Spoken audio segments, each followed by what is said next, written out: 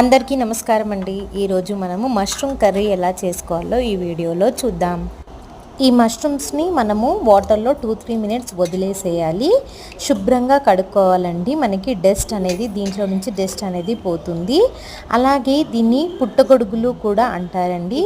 ఇలా శుభ్రంగా వాష్ చేసుకుంటే దాంట్లో ఉన్న స్మెల్ అనేది పోతుంది.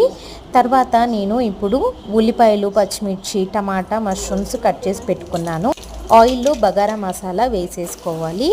అలాగే ఆనియన్స్, పచ్చిమిర్చి వేసేసుకొని మనకి తగినంత పసుపు, అలాగే అల్లం వెల్లిగడ్డ పేస్ట్ వేసుకొని పచ్చి వాసన పోయేంత వరకు మనము మంచిగా దీన్ని కలుపుకోవాలి. నేను అలాగే 4 వెల్లుల్లిపాయలు తీసుకున్నాను. మీరు తీసుకుంటే 2-3 ఎన్నన్నా తీసుకోవచ్చు. నేను మష్రూమ్స్ వేసి కలుపుకుంటున్నానండి. ఈ మష్రూమ్స్ పచ్చి వాసన పోయేంత వరకు మనం ఫ్రై చేసుకోవాలి. దీంట్లోనే నేను ఒక 3 టమాటాలు వేసుకున్నాను.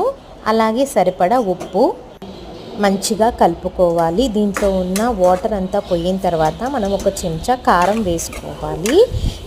ఈ కారం వేసుకున్న తర్వాత కొంచెం కొత్తిమీర, కరివేపాకు వేసుకోవాలి. ఈ కొత్తిమీర, కరివేపాకు కొద్దిగా ఆయిల్లో ఫ్రై అయిన తర్వాత మనము దీంట్లోకి సరిపడా వాటర్ వేసుకోవాలి. వాటర్ ఎక్కువ వేసుకోవద్దండి. 1 గ్లాస్ వాటర్ అయితే చాలు. ఎక్కువ పోసేసుకుంటే చాలా మెత్తగా అయిపోతుంది. ఇది ఒక 10 మినిట్స్ కుక్ అయిన తర్వాత దీంట్లోనే మనము కొంచెం ధనియాల పొడి, అలాగే గరం మసాలా వేసేసుకోవాలి. Mushroom curry ready. మీరు చపాతీలో కానీ రైస్లో కానీ తీసుకుంటే చాలా బాగుంటుంది. మీకు నచ్చినట్టయితే లైక్ చేయండి, షేర్ చేయండి, సబ్స్క్రైబ్ చేయండి.